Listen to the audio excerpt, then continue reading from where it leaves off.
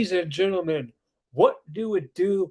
Be back with another video. I am your host, CJ, and today it's a very, very special day because today, ladies and gentlemen, is the very first episode of the Retro Raw Down. Now, what is the Retro Raw Down, you may ask? Well, normally on this channel, I go back into the annals of history with my co host Frank, and we discuss classic show results. Well, today and going forward every single Saturday, we're going to start covering the current news. When I say we, I'm not talking about Frank and I. I am talking about Frank and my brand new co host who will be joining us here shortly, hopefully, Nat. And we are going to cover all of the news stories of the week, including Vince McMahon retiring. We're going to discuss the Goldberg A&E bio. We're going to discuss the Raw and Smackdown results as well. And Nat is going to give her opinions for SummerSlam next Saturday. My predictions will be up sometime this week whenever Frank and I decide to upload our Taboo Tuesday 2005 video. So you're going to want to be on the lookout for that. And speaking of that, ladies and gentlemen, here she is, my co-host. Maybe, hang on a second. It's loading her in, so 1 second, folks. But hey, while we're getting her onto the stream, if you're new to this YouTube channel, do me a favor. Hit that subscribe button and hit the notification bell so you get notified when we upload new content. I upload new content weekly. I have the Retro Bros podcast that I do. The Retro There you are. review with Frank. I have this podcast I do. I also do Supplementing Friends where I just interview some people. And speaking of friends, Nat, thank you for joining me. Welcome to the very first episode of the Retro Raw Down. This is my co-host, ladies and gentlemen. You've seen her before on this channel. She reviewed SummerSlam 1993 with us, and now she's here to review the weekly shows. Nat, thank you for being here. You're welcome, CJ. Thank you. And I just want to start out by giving a shout out to all your buddies in there in the Retro Bros group chat. Guys like Wesley and Ron and Zach. And sorry if I miss anybody, but there's so many in there. They are so awesome. You know, you guys say you're jerks, but you're nothing. You're not jerks at all. You all are a bunch of. I've never said they were jerks. Don't try to get me. You try to get me. No, they're all a bunch of awesome dudes. They really are. As are you. I love it. And I want to give a shout out to our recent our birthday homie Frank. Happy belated, brother, and hope you had a fun one. And of course, happy belated to WWE Hall of Famer Shawn Michaels. Yep. Yeah. I was just kind of explaining what the show was. And what we were gonna discuss today, and let's just get off to the biggest news story of them all. And Devin Azim in the house. Devin Azim, what's up, bro? He says, "What's up, Devin? How you doing, brother? What's up? Thanks for joining us." Yeah. So let's get to the biggest news of the day of the week. Vince McMahon is done. Yeah. He's retired. Yeah, calling it a career. Calling it a career after what? At least 40 years, maybe more. Close to 50. Yeah. Close to 50.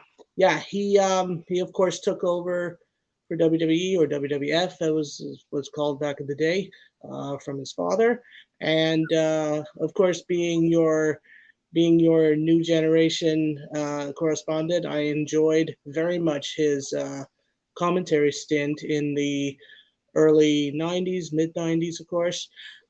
Whether he was paired up with Bobby Heenan or Jerry Lawler or a couple of times. Say that again? He was great. Yes. Yes. Says, "What's up, bro? Just got done mixing some music." Hey, that's dope, man. That's dope. Awesome. That's great. Yeah, Vince was amazing as a commentator, and then of course getting later on in his stint. I mean, having a few matches, but I think one of the many moments that sticks out to a lot of us, I have to admit, especially myself, was when Stone Cold broke into his hospital room there and knocked him out with a bedpan or something like that, and he was wearing a cast on his one of his legs, and we all saw his jaws and stuff, and it was hilarious, but at the same time, it was sick. One of my favorite Vince McMahon moments, it was when Stone Cold drove the beer truck out to the arena, and then and he sprayed the entire ring. Everybody got sprayed beer. And Vince McMahon. Beer. I think Shane was in there too, eh? Shane was in there too. Yeah. Shane was there. I believe Patterson and Briscoe were both there. Yeah. Devin Azim says Logan Paul versus The Miz is going to be crazy. We'll get to that, but yes, it will. It will be, Devin. Stay tuned. We're going to talk about that for sure. Yeah, she's got a Miz action figure right there. That'll be awesome. Yeah. So here's the thing, Vince. For all the negatives that you could say about him, you got to give Vince the credit. If it wasn't for Vince McMahon, we wouldn't have the WWE that we. That's right. That's today. Right. Well, most of us love it today. Some of us love it today. Some of us don't love it so much anymore, and some of us have gravitated towards AEW. I haven't. No way. Vince is one of those. He's a genius. For what you can say about it, he's a genius. Whether it's evil or just a genius, that's up for debate. But he knows how to play the game, and he didn't get where he is. With that, he didn't get where he is today by being dumb. I'm gonna say that. And that's right. He's a smart businessman, and you know what? To be quite honest, at the time that he decided to call it a career, it's really no surprise personally, because I mean, first of all, he's 77 years old, and you know, whether you're running like a small business or a giant corporation like this, you know, you gotta know when to call it a career, and obviously he knew. But then again, there was all this controversy going around him, whether it was these days or back in the day. So, you know, it doesn't matter. It doesn't matter if you have $10 billion to your pocket or $10 to your pocket. You got to know when to call it a career, and obviously he did. So he made the right move. Hey, Devin. Hey, that is definitely something that we'll bring up later in the stream. Devin says, I got a perfect topic idea later on in this stream. When do you think John Cena will be back? I mean, okay. Yeah, the later the better, to be honest. No. Well, we'll talk about that later. But Vince, you know, let's cut down why he left it, why he decided to retire. Because he didn't retire just out of goodwill. You know, he didn't think to himself, well, damn, I had a great career. It's time for me to retire. I got nothing else to prove. No, here's why he retired. And I dare anybody to tell me I'm wrong. He retired because he's under investigation, and he doesn't want that investigation to affect his company in any way, shape, or form. MagLife is good, but yeah, that's why he's retiring, because he doesn't want to put any heat on the company, and so he's like, let me remove myself. But that's the reason. It's not because he wants to call it a career. It's not because he wants to be done. Because I can guarantee you, a man like that who's been going for 40 plus years, damn near 50 years, you can't sit there and think, I've done it all. There's nothing left for me to prove. And you can't just shut that part off of you. You have to go constantly. And the only reason he's giving up, he's not even giving up, but the only reason he's retiring. And by the way, I want to say at the start, Vince McMahon, I wish you a happy retirement. You have earned it, every single part of it. I second that. Wish you a happy retirement. But let's not pretend like this. But let's not pretend like this retirement is coming from a good place, because it's not. It's coming from a place of, I have to protect the company. I have to do what's best for the company. Not thinking about what's best for himself. He's thinking about what's best for the company. Yeah. Mag Life, yo, I apologize. I tried to get you in there, but what is good, Mag Life? Thank you for joining us on the stream, bro. Hey, if you're new here, hit the subscribe button. I know Mag Life and I know Devin, you guys aren't new here, but if you are new here, hit the subscribe button, hit the notification bell so you get notified when we upload new content. And if we don't, well, Vince McMahon's going to have to pay you some compensation money to. Yeah, we all want a piece of his wallet, and Hey, whoa. What did you say? His wallet? We all want a piece of his wallet, like a piece of his bank account. There's no question. But I want to add on to that too. We all want to thank Vince for the memories, and just all the great moments. It's just like an actual wrestler. We have our favorite matches of. We have our favorite matches of certain superstars, and when it comes to Vince, we all have favorite moments. And now that I think of it, his introduction speech for the Undertaker's Hall of Fame was second to none. It shows you how he got along with his employees, his superstars. It didn't matter who it was. He got along with everyone, and well, I mean, we all know. And I'm gonna bring up a little bit the screw job. I hate to bring it up, but I will. Stop you right there for a sec. We got somebody here. YT he says Billy Crystal. YT number one. Thank you for joining us. What do you mean by Billy Crystal? I don't understand that. Please continue. I'm sorry to interrupt. That's all right. So yeah, I do want to bring up the screw job, because that's another. Obviously, Vince moment that sticks in my head, and I'm sure many others. Right after it happened, when There's not wrong for that, by the way. Just gonna say that. Yeah, when Bret went ahead and spit right in Vince's face. I mean, let's face it, we all have different versions of that story. I mean, I'm sure there are a few hundreds of thousands of fans who really do know the true story behind the Montreal Screwjob, but I mean, let's face it again. There's all kinds of opinions. There's all kinds of stories, right? But I mean, was Vince behind it? Was he not? Who knows? Let's get something straight. You said there's hundreds of thousands of fans that know the true story. No, let's get something straight right there. There's only three people. Yeah, I guess. Vince, Bret, and Sean. Yeah. The only three people that know the exact truth. And what they tell you on the television, and what they tell you in the documentaries and in the books and all that stuff, that is a portion of what their truth is. That's not the whole, but that's a portion of their truth. It's not even their full truth. Because they're not going to be fully honest with you, because why would they be fully honest with you? And, you could listen to Jim Cornette's podcast. You could watch all the documentaries on the Montreal Screwjob. You could read all the books. My God, Montreal Screwjob is one of the most talked about things in wrestling history. Really, if not the most. Yeah. At least one of the top 5, I would say. Yeah, I would say top 5. Yeah. No question. And for all the buzz that it gets, when you go back and you actually look at the situation, it's not that big of a deal. No, I guess not. I mean, let's face facts too. Most of us knew at the time that Bret was planning on heading to WCW anyway, and I mean, it all comes down to the fact that he ended up losing the title in a Canadian city. Was it coincidence? Was it not? That's, if you ask me, that's still unanswered. After all these years.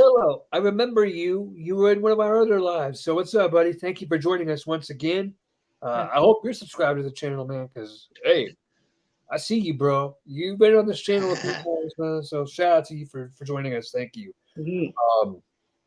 Yeah, you're right. Vince has given us a lot of memories. Absolutely. both good and bad. Who can forget when he killed himself and then it came back the very next week? Oh yeah, the limo explosion with DX. Yeah, I forgot Now about that situation was kind of out of his hands. That was that. totally I guess. out of his hands. That was the whole Benoit thing, and we're not talking about Benoit. We're not No, talking about Benoit. We're not no, doing that. no, he's too much. I don't talk about Benoit. Um, Yeah. but um, but yeah, I think Vince will be remembered for his good and bad, and in this situation that he's in currently, it's not the best. Look, he didn't do anything illegal. All he really Right. did was pay women with the company money to That's right. hush about affairs Yeah. that he had with To them. shush, if you will. Shush. To shush. Yeah. Yeah. Um, I had to throw that in again.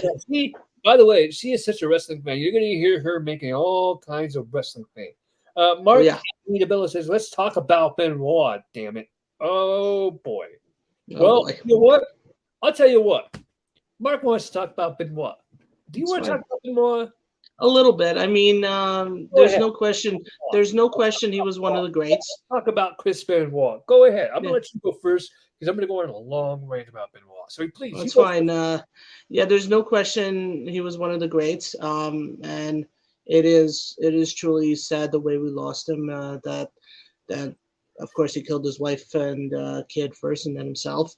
But he reminded me a lot of Eddie. Like, of Eddie Guerrero. Like, they had a lot of battles together, and they were built. They were built very much the same, like smaller guys, but jacked up way too much. And of course, the one, of course, Benoit had many matches and memories, but of course, the one gets to me the most is the Owen Hart tribute match Hey, in WCW with Bret. we got And my man. Hey, hang on, not to interrupt you, but hey, we got my man Brandon Yelverton in the chat. EK Wrestling. Everybody, go subscribe to my boys' podcast or my boys. Not even a podcast, but go subscribe to my boys' YouTube channel. He's been on this channel several times. He was actually just on the channel for the last pay-per-view review that we did, Money in the Bank post-show podcast that we did. He was on that show. So please go show my man EK Wrestling some love. He deserves it, man. Shout out to you, Brandon. You're the homie, bro. Appreciate all you right.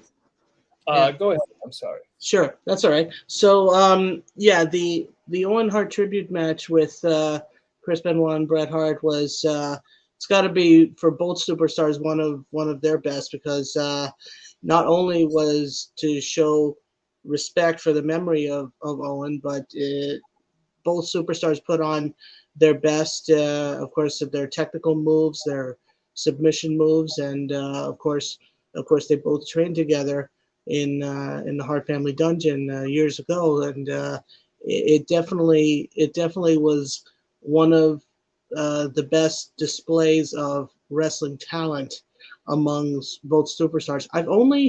For the record, I've only watched that match only a couple of times, not as many times as, let's say, some other matches and events, but that's pretty much what I've picked up from that match and overall from Chris Benoit's career. He wasn't necessarily ever one of my top favorites, but Right. definitely a legend up here in Canada, no question. By the way, Brandon, I forgot to read your comment. I'm sorry, man. Brandon says the story about the diva he demoted and didn't renew a contract stands out more than the other allegations. Yeah, I would agree. That is that's a look. I guess to be a billionaire, you got to be a little bit of a piece of shit. You know what I mean? I'll just say it out there. You got to be a piece of crap you got to be a little bit of a piece of crap to do that thing.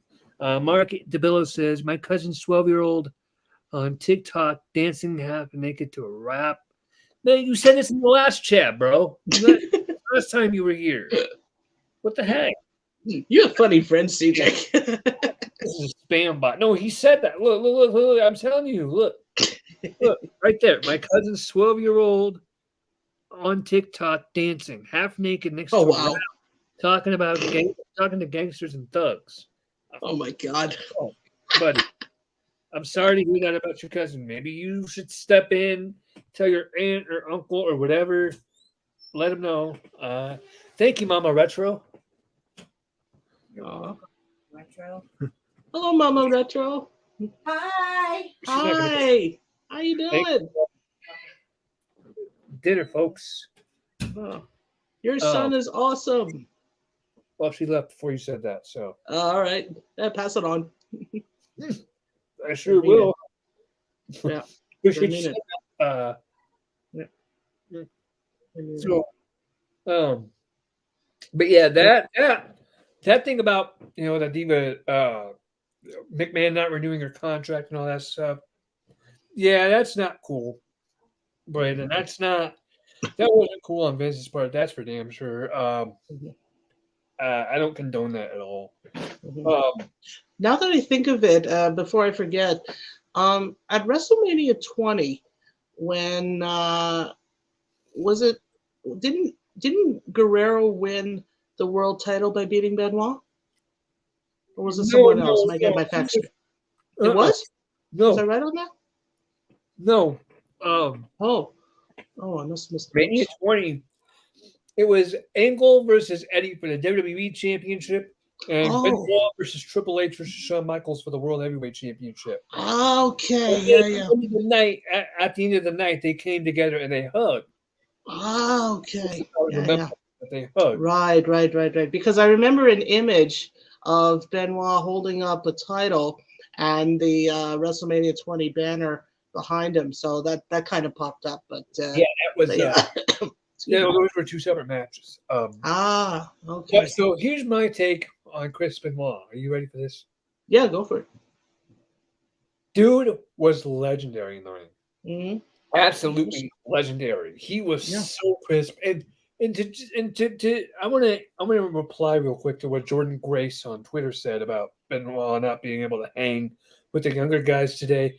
Number one, that couldn't be farther from the truth. Let's get something straight. Benoit would stretch every one of these young fucks out. That's right. I'm going to tell you straight up. He would stretch every single one of them out 7 ways from Sunday. I'm telling you, if the Young Bucks got into the ring with Chris Benoit, if Kenny Omega got in the ring with Chris Benoit, guarantee he makes all three of them cry like little bitches. Yeah, that's right. He chops too hard. He's stretching me. Yeah, I'm telling you, Benoit would murder. Now, I'm sorry to interrupt, but I do have another point before I forget. If and this is also, I'll throw this out to everyone else who's watching, and again, I second the thank yous to everybody. If you can pick a dream opponent for Chris Benoit, if he was still around and wrestling, like from the modern era, who would it be and why? From the modern era? Yeah, like from today. Yeah. It can be anybody from AEW or WWE. Yeah, sure. Claudio Castro. WWE preferably, because honestly I don't know much about AEW. WWE. Yeah. Benoit versus. Let's go with shit. Who on the WWE roster would have a good match with Benoit? It's hard to think of. I can't think of anyone. Like anyone these days, I don't think could The names could match. The names that I'm thinking of, I'm thinking of names that were wrestling when Benoit was still alive. I'm thinking names like Mysterio, Mysterio, Lesnar. He's wrestled those two, so I mean, I can't name those guys. I'm gonna go AEW. I'm gonna throw an AEW name out there: Claudio Castro, aka Cesaro. Okay. I mean, and your question, somebody in the chat. Excellent conversation on Benoit, one of the greatest technical wrestlers of all time, but also one of the most disturbing and horrible stories in the history. Right, I would agree in the history of business. Yeah, absolutely. No question. Yeah, he also says, I would have loved to see him face Bryan Danielson. Yes. Here's a match I would have loved to see. Yes. Got that right. And it was scheduled CM Punk versus Chris Benoit. Yeah. There you go. But That's but I right. don't know. I mean, Or, CM Punk, from what I remember, was more of a scrap daddy kind of a fighter, like a they, trickster or whatever. But Benoit was a mix of a powerhouse and submission and technician. So there's really, if you think about it hard enough, I don't know. I can't really think of anyone these days who can match that mix of power, submission, mat wrestling, and technicality. But to be honest, the first name that came to mind was actually Bobby Lashley. oh, okay. How Yeah. about this one? We're gonna go to NXT here. Braun Breaker. Yes. Braun Oh Breaker. my God. Yes. That would have been good. Yes, that's a good thought too, and I want to see more of him. Like I would love to see him being brought up to the main roster, either Raw or SmackDown. I don't care because I want to see more of how. And this is where my new generation fix comes in. I want to see and compare how much or how not so much he's like his father and uncle, the Steiners. Right. So I'd like to Uh, see. Brandon asks us, "What do you think about his son David wanting to wrestle? He looks just like his father." Hey, I say go for it. Hey, look. His son didn't do anything wrong. His son shouldn't be blacklisted from the wrestling world at all. His son should be given a chance, just like everybody else. His son. I put. I think his son should get a chance to show what he can do. And yeah, he does look a lot like his dad. And who else looks a lot like their father Hmm. and has followed in their footsteps? Steve Irwin's son. What's his kid's name? What's his son's name? Who are you trying to think Steve of? Irwin's son. I'm trying to think of Steve Irwin. Do you remember Steve Irwin? Slightly, He yeah. was a crocodile hunter. I'm trying to think what his son's name. Oh, I can't recall, but whose son is David? Whose son is David? Benoit, David Benoit. He's Chris. Oh, he wants to get into he wants to wrestle. That's Yeah. not a bad idea. Why not? Yeah, why not? I'm very for like second Um, generation, third generation superstars very much. When I first heard, for example, when I first heard about Braun Breaker, and that he was the son and nephew of the Steiners, I thought, oh, right away, I want to see what he's like. I want to see his moves, his style, I want to see his how. promos. If he's anything like his uncle in promos, that's hilarious. Yeah, no question. But if he's anything like both his father and uncle in the ring, then a lot of, if not all of the NXT roster is in trouble. And for the record, if they keep him longer, at least in NXT, then he deserves another title shot. Uh, he's still the champion right now. Oh, see, shows how much I watch NXT. I don't. I don't at all. No, I don't Well, bother with it his son, because Rich, I'm more interested. I'm more interested of when the guys and girls eventually get up to the main roster. And overall, I'm just happy with the 2 shows per week and a pay-per-view every month. let's switch gears here. You Yeah. wanted to discuss the Bill Goldberg A&E Yes. documentary. So Yes, very much so. So yeah. Um, Up until that the most recent A&E biography with Goldberg, everyone before that I have tuned into, and they were very well done. Quick shout out to the A&E staff and right. producers and everyone, all the research teams who put these biographies and series together. The most recent one with Bill Goldberg was no exception. Very well detailed. To starting off, of course, with his football career, successful football career, I might add.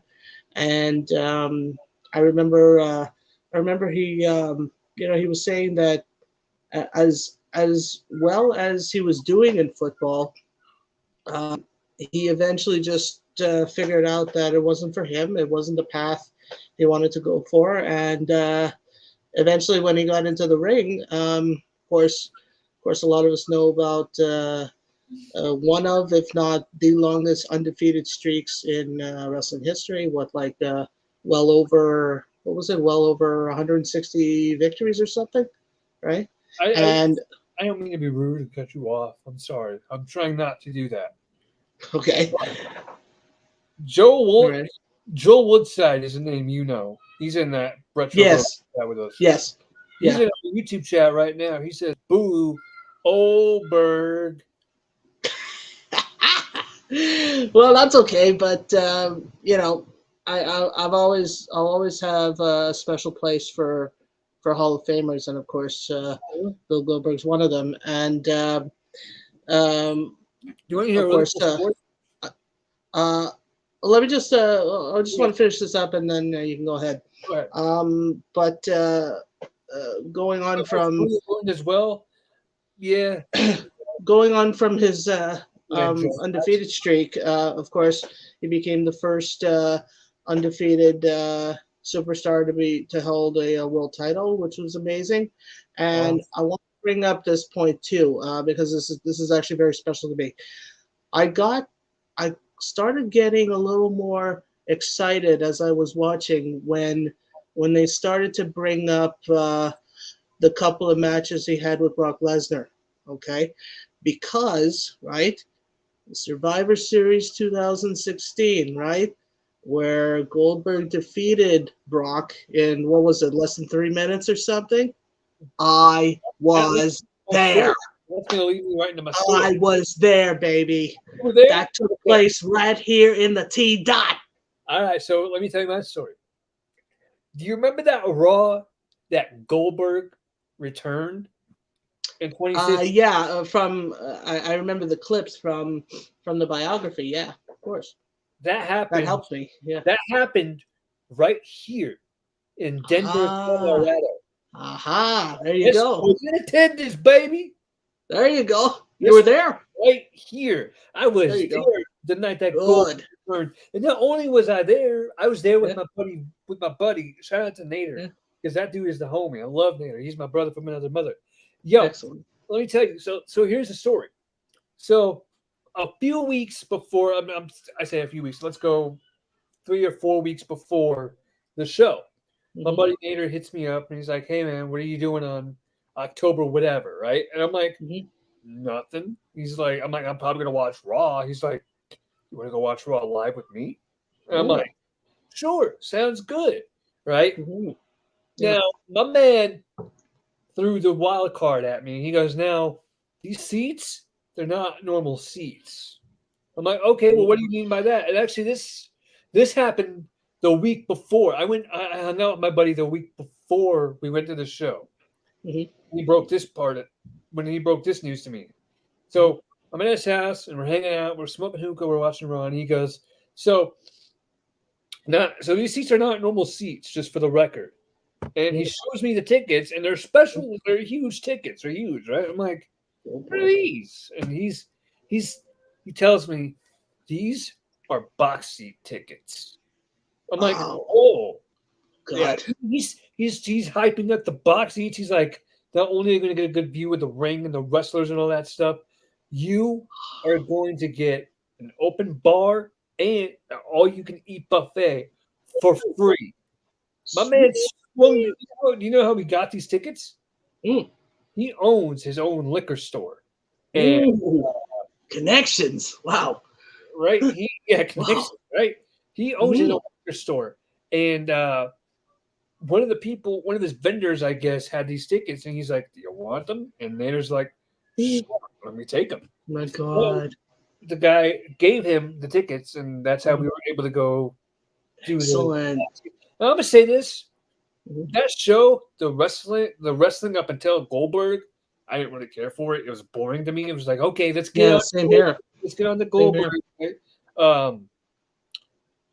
But I mean, that was just and at a certain time, they kicked us out of the box seats because they had to clean it up.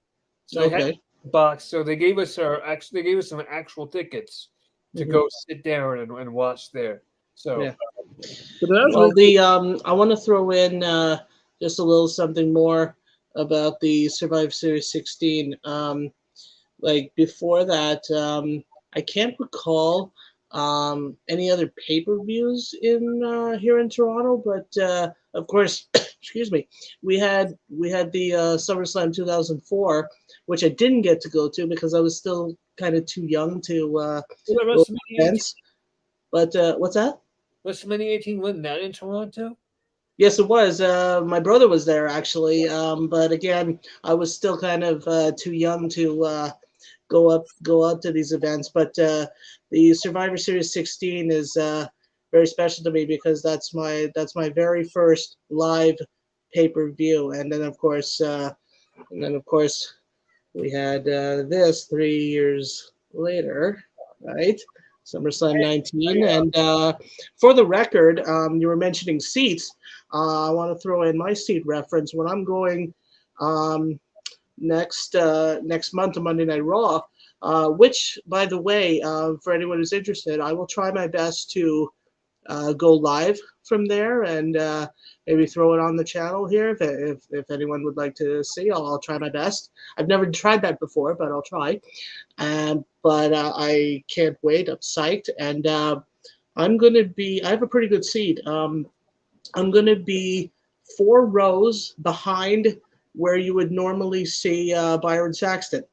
Okay, so you got the commentators, you got Saxton to the right, you have Jimmy Smith in the middle, and then you have Graves on the left. I'll be closer to Saxton's side. Okay, that's about where our seats were. Our 36. seats were on that commentary side as well, but just up a few rows. Mm, So hmm we were Yeah, seeing on TV, I don't think, but 36 seats. Yeah. Well, but yeah, I grabbed mine like right when they went on sale. I grabbed it. So that's what I do for any wrestling event for sure. And the wrestling comes to Toronto quite often. At least twice a year we get house shows, and then it seems more recently every 3 years or so we would get a live TV or a pay per view. Of course, our last pay per view was SummerSlam, but you know, we could still possibly have the Rumble. I mean, like the very first, for the record, the very first Royal Rumble was in Hamilton, Ontario, which is actually not too far from Toronto. But I was only 3 years old, so I didn't grab that. But yeah, hopefully Toronto could pull a bid for maybe a Royal Rumble. I will be there. There's no yeah. we question. don't we don't get a lot of Yeah, pay per no views. question. We actually the last pay per view we had here in Denver was 2003, so nearly 20 years ago. Mm. That's Yeah, you that's the guys are last. due. I mean, but I can understand why because it's hard in the it's the elevation, right? I mean, uh, I had mentioned with Frank before we watch hockey, and if I'm watching a Canadians game with the Avalanche and they're in Colorado, I'm always wondering how do they do it? Okay, yeah, they're professional athletes, they're built up for this thing, but still, the elevation and the mountains, it's crazy. I never know how I professional live athletes do that. I live here in Colorado, and so I guess I'm used to the elevation, so it doesn't Yeah. affect me. So I don't really take into Okay. consideration that it does probably affect other people because the elevation is high. So that's a good point. Right. Um, Mile hey, high. Yeah. that's some exciting news to share. Hopefully, Okay. hmm um, I might be going on a cruise in September. Nice. Yeah, Excellent. yeah, hmm pretty That's cool. I'm cool. pretty excited about that. Excellent. My parents sent me the ship that they want to go on, and it looks great. It looks fantastic. Excellent. I'm Excellent. excited for that. So My hopefully, parents have been on 3 cruises, I think, and we're hoping to next year. It'll be their 50th wedding anniversary. So my yeah, brother Vince and I are McMahon, maybe uh, my brother and I are maybe hoping to send them on another one. that milestone. My parents' 30th anniversary this September, so that would be Nice. the reason why. Excellent. 30 Excellent. years. That's a long time to be married to somebody. Nice. Yeah. That's great. Uh, That's great. So back to this. Yeah. Goldberg documentary was absolutely phenomenal. I loved it. Phenomenal. It was Phenomenal. Hey, chill. I can't help it. Relax. I can't help it. It was great. Okay, I'll change. Yeah, I'll change the adjective. Phenomenal. Phenomenal. Yes. No, it was great. I can't help it. Fantastic. Is that better? There you go. Okay. There you go. And Goldberg, he said himself he didn't want to be a wrestler at first. He was a football That's right. player. And then he became a wrestler. And he wanted to talk about that Bret Hart situation. That was an accident. It's not like Goldberg went into that match thinking, "Hey, here's a great chance for me to kick him in the face and end his career." It's not, It's look, you're in the ring, and stuff happens, miscommunication happens, and unfortunately, it cost Bret the rest of his career. But let's be honest. Yeah. Let's be honest. How many years did Bret have left of his career at that point? Not many. Not at that point. No, he was just about done anyway. So Goldberg just had to. And I'm not defending Goldberg at all on this, but I'm saying he sped up the process. And Bret can be look. Excuse me. Great wrestler. I'm gonna say that. But my opinion on Bret Hart is not a popular opinion because a lot of people love Bret and think he's the best in the world, the greatest performer of all time. My man, yeah, I'm one of those million. He's brilliant. But I'm going to say this. He's so bitter over the pro wrestling business, and I get it. His brother died in the business. His brother died in the ring, okay? Right. He had his career shortened because of the business. Listen, you get in the ring, and that's what you risk. You risk injury. You risk career-ending injury, okay? That's what you sign up for. Yeah. Now, you don't go into it hoping that's going to happen, obviously, and you don't go into it thinking that's going to happen, but hey, it's a pro wrestling business. It's a physical business. Stuff happens. And you know what? You can be bitter about it, or you can say, I'm not happy that this happened. I hate that this happened. But you know what? Life goes on. I'm still here. Yeah. I'm still breathing. On the topic of his brother dying, I guess that's a different situation. But should be a little bit bitter about that. It's like Goldberg never apologized for ending his career. Yeah, see, but and again, that's the miscommunication thing. Goldberg should have apologized. I agree that that's kind of bullshit that he never apologized. But at the same time, you have to take in consideration it's not like he meant to do it, number one. And number two, I don't know. Like I was saying, Bret should be upset about Owen dying in the ring, I guess. That's understandable. But it happened how many years ago? Let me see. It's been almost 25 years. No, 23. It happened 23 years ago. 23 years, yeah. It's happened 23 years ago. And at some point, you got to just say, it happened. It sucks. I miss my brother. That's right. But I can move on from this. I'm still here. Yeah. Let me carry his legacy. He wouldn't want me to be a bitter piece of shit about it. And that's what Bret's being, quite frankly. That's what Bret has been. I'm sorry, but I mean, that's just facts. And you guys can disagree in the comments all you want. Owen's widow has been the same way. I mean, oh my God. She's so entitled. Well, they owe me this and they owe me that. No. They don't owe you shit. Let's be real. Yeah. Rich Holland went to the hospital to see Big E after their accident. Yeah. That's right. That's that Big E thing. My God, that was absolutely nasty. Well, that shows you again how much these guys are all the best of friends behind the scenes. But Joel, also thinking about this, Goldberg at that time, he was still young. I don't think he was still. I'm not defending Goldberg. I'm not saying he was right for not apologizing. He wasn't. He should have absolutely apologized. But it And it sucks that he never apologized, and he should have. That's all I'll say. Yeah. But, I'm a retro for making this delicious dinner. there you go. It's just Yeah. butter, noodles, and cheese, but Yeah. But yeah, I totally forgot about the Goldberg match with Bret and WCW with the what was it? It ended with Goldberg giving Bret a spear, and Bret had this like metal shield on his chest. And you know what? Now that I think of it, Bret was wearing a Toronto Maple Leafs jersey, so that actually might have taken place here in Toronto. I don't know because again, that was around the time period where I wasn't watching as much, so I'm not as familiar with that time period. But it could have happened here, I think. As far as I know. I think a phone call is due for that. But let's switch gears and let's chit chat here about the Smackdown and Raw results. We're gonna start off with Raw because let's start with Raw. Yeah, good idea. We're gonna run quickly because I got to go here soon. So we're gonna run through these quickly.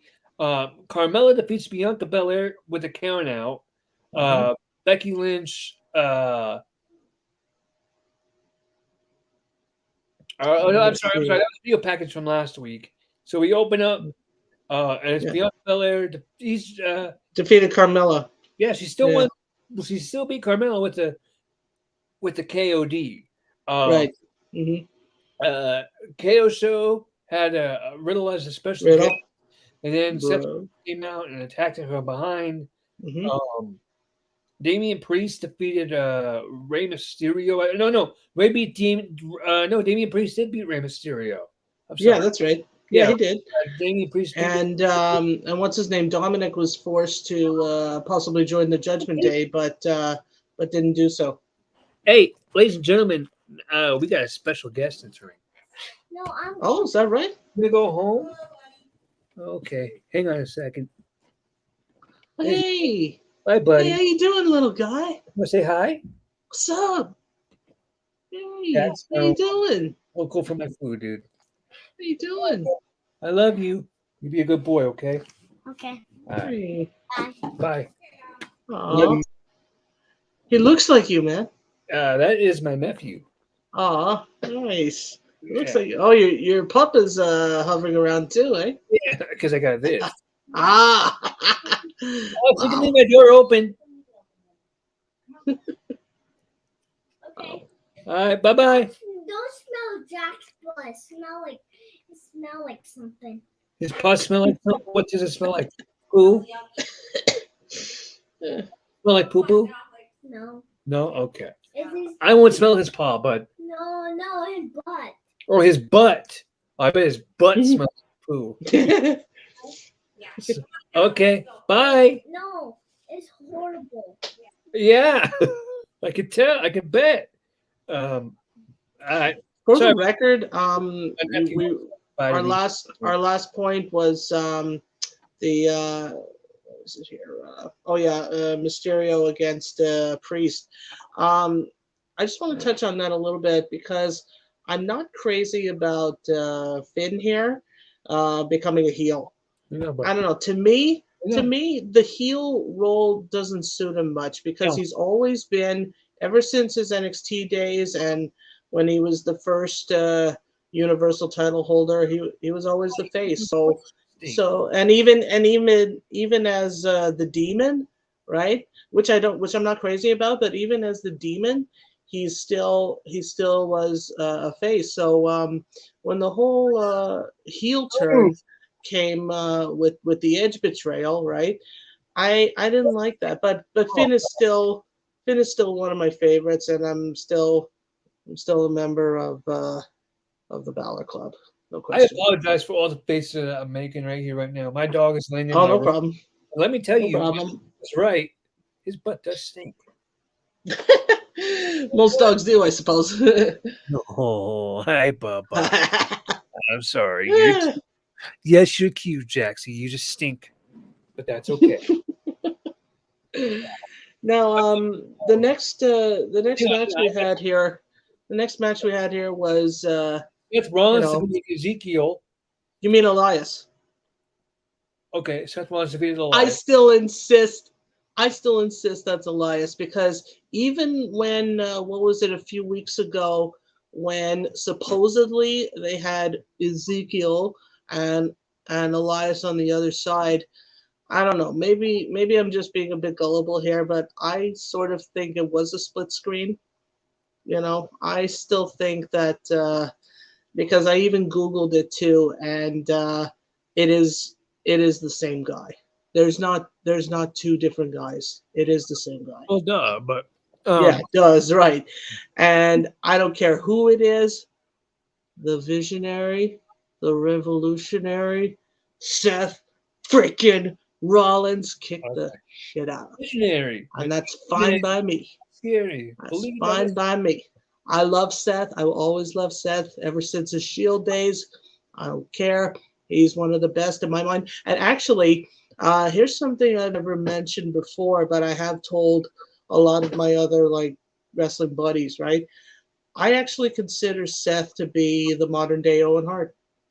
Okay. Like very brash, very talky on the mic, right? And of course in the ring, the high flying, the technicality. So I consider Seth to be like a modern day Owen Hart, very much so. Very similar styles and just overall Talent. mic skills, of Okay. course, comes into play. Uh, So what else did we have here on Raw? I'm Oh sorry. yeah, Omos Angelo Dawkins defeated Omos. Dawkins. Yeah, you know what? Overall, the Profits are, even though they've been in there now for a while, they're still sort of growing on me as a tag team. I mean, they're fun to watch, and actually, I find every week I get a little more excited when I see Montez Ford do the finishing move from the heavens. Like it's crazy how high he gets. It's like what the ring alone is almost what 10 feet tall, and he goes like way up. There's got to be almost 15 feet in the air. It's insane.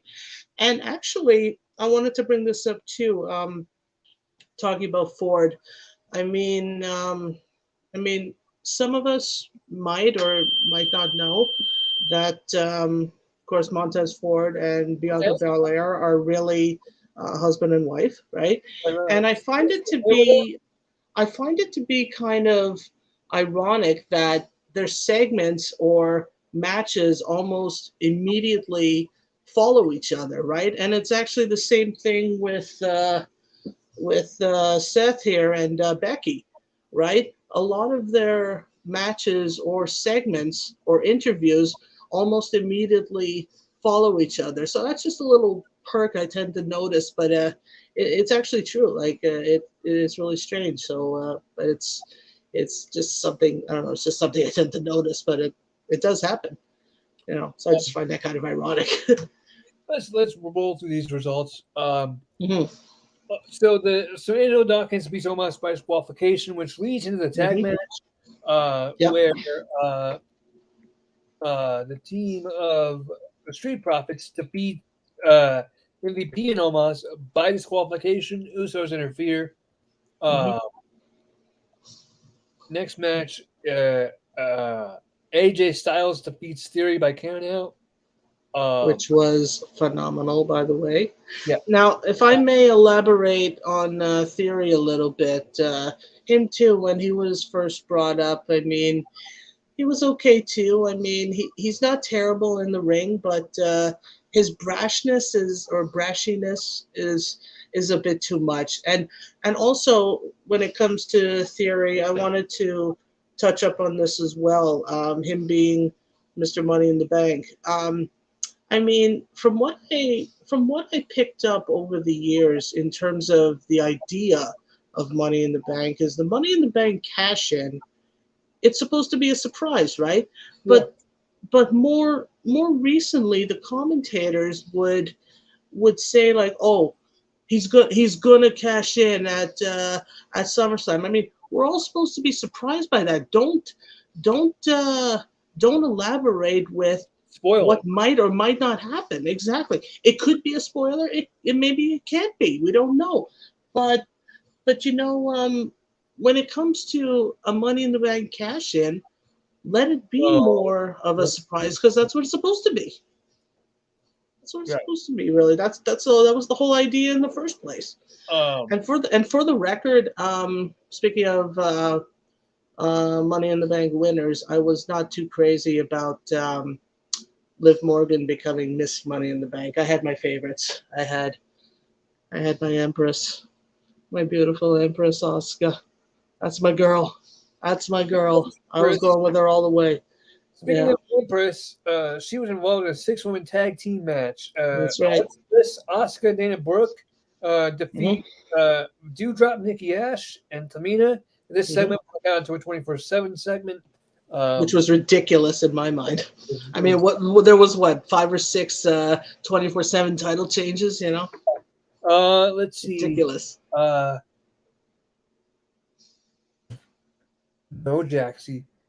So there you go. That was the main event, and then obviously Logan Paul came out and challenged the Miz. And at first, the Miz said no, and then Logan Paul questioned the size of the Miz's balls, and the Miz said, "Tiny balls, tiny balls." Now, I want to just elaborate a little bit on Logan Paul because even before his whole storyline developed before WrestleMania, I had no idea who this guy was. I mean, yeah, they started talking about him more, that he was like this internet or YouTube sensation, whoever he was. But he has his own podcast, I'm guessing? Like he's a podcast host as well?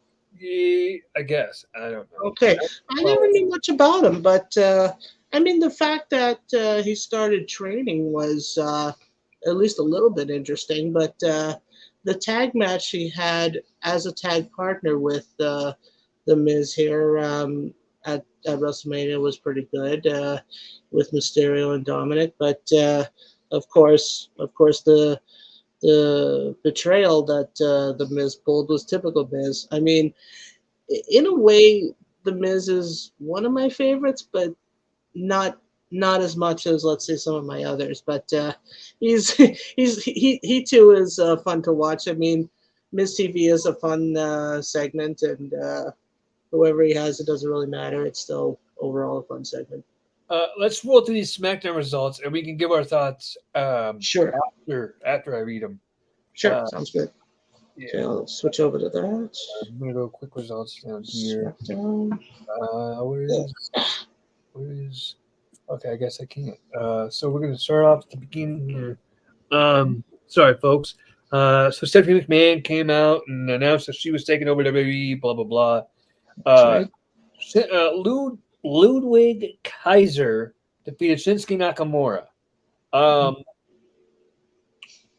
Jinder Mahal, the Viking Raiders defeated Jinder Mahal and Shanky. The skyscraping Shanky. Yeah. Raquel Rodriguez defeated Sonya Deville. So there's that. Yep. What else we got here? Profits and Madcap Moss defeat the Usos and Austin Theory by disqualification. And there you go. There was the results of SmackDown. Yeah. So we'll go back. I'll start with elaborating on Stephanie. The restroom real quick. So go right ahead. Okay. Yeah. So I'll start off with elaborating on Stephanie coming out and talking about, of course, her father Vince retiring.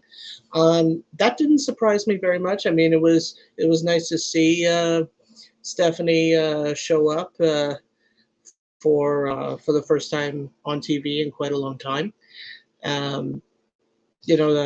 She had been behind the scenes for quite a while, and it was only appropriate for her to come and give her thoughts on her father and what his legacy is going to be going forward. And I'm sure she'll do a fine job running the company. And of course, her husband Triple H still holding the position of executive vice president of talents, so looking after the guys and girls who are just starting out, like in terms of training and eventually making it to NXT, and of course, eventually making it to the main roster. Stephanie's speech was nice. She elaborated on what her father started out with, and that again, if it wasn't for Vince's input and his vision, if you will, we wouldn't have any of this. I mean, something as big and global as it is. I mean, there's no one who could have done it better. Like we said before, we have all our favorite memories and moments in terms of wrestling history, and if it wasn't for someone or some people like Vince, we wouldn't have all these fun memories to look back on. It makes us feel young, right? It's the retrospect, if you will. I'll touch base a little on the Ludwig Kaiser and Nakamura match. I honestly didn't find it to be necessary to have a second match, because the whole idea, from what I picked up anyway, was for Nakamura, who I met, by the way. So I have a loyalty towards Shin. The idea was to defeat Kaiser, and for Shin to get a Intercontinental title match against Gunther.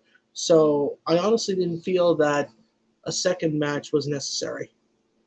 So there you have it, ladies and gentlemen. This is the debut episode of the Retro RawDown. My opinion on SmackDown, it was a solid show. It furthered things along. It pushed stars like Theory and Madcap Moss, and it just put them in the light, which was really, really cool. So hey, I'm going to thank everybody for joining us. Shout out to Brandon. Shout out to Joel. Shout out to Maglife. Shout out to Devin. I appreciate all of you boys coming through. Hey, be on the lookout, because this week Frank and I are coming back at you with the Taboo Tuesday 2005 review. You're not going to want to miss that show. That's going to be a show. Now, before we sign off, I just want a couple of things from my perspective. Obviously, the next time CJ there and Frank do a New Generation era pay-per-view, so like anything between 1992 and 1995, I will definitely be there, as well as I have been invited to join the SummerSlam 2022 review coming up, of course, this Saturday night. Yeah, that's another thing. Let me promote that. So next week, we're doing a SummerSlam review. It's going to be myself. Right. I believe Frank is joining us. I believe Jay is going to join us. I hope Mark's going to join us. And we got her joining us as well. So I'm there. You bet I'm there. Or one show. You're not going to want to miss this.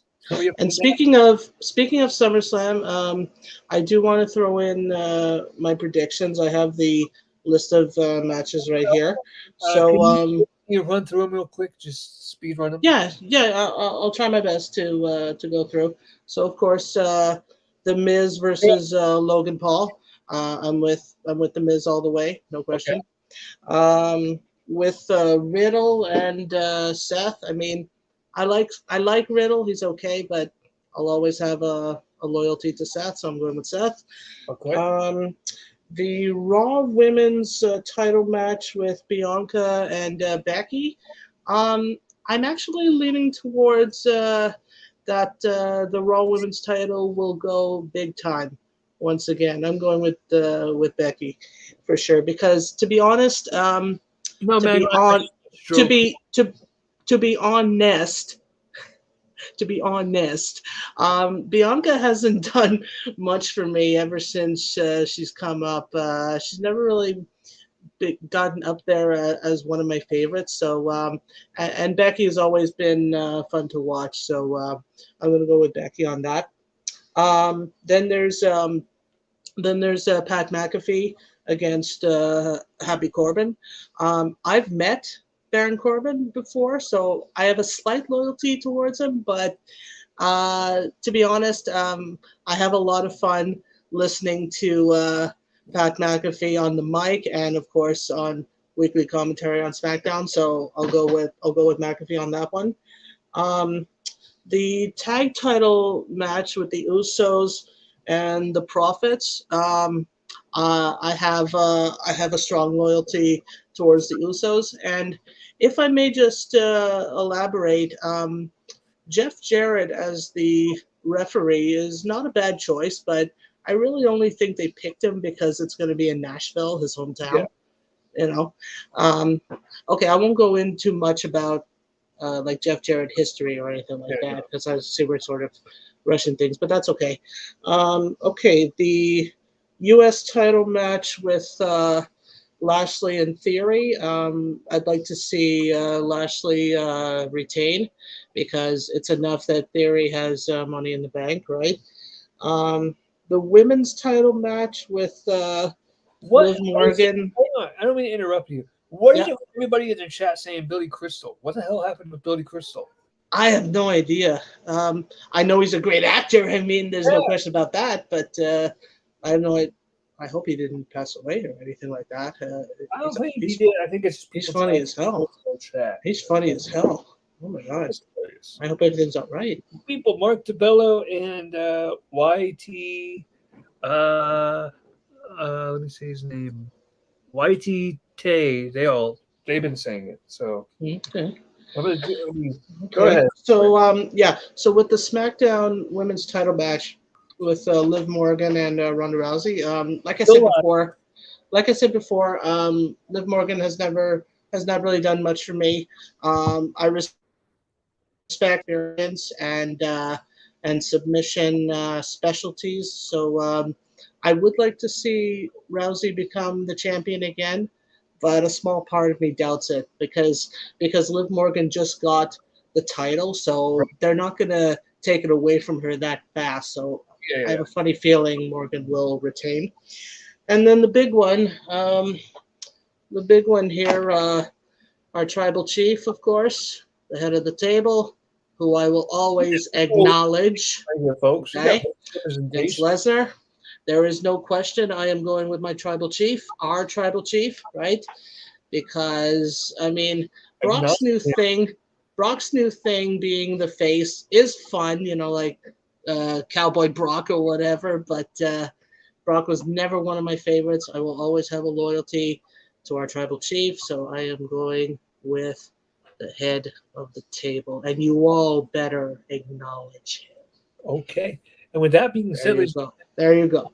That is Nat's. That is Nat's predictions for SummerSlam 2022. You want my predictions? I'll be back with prediction videos later this week with Frank as well. I want to thank you guys for joining us tonight. For the debut. Thank you. RawDown. Yes, thank you, everyone. Thank you, CJ, again for your hospitality. Okay, Mike. Yeah, thank Mike. You. Thank you. Yeah. Thank you. And yes. I would love to say goodbye as well. So say bye, Jack. Hi, buddy. Say bye-bye. All right, ladies and gentlemen, until next time, I'm CJ. She's Nat. We'll see you next week. Thank you. We'll see you next week.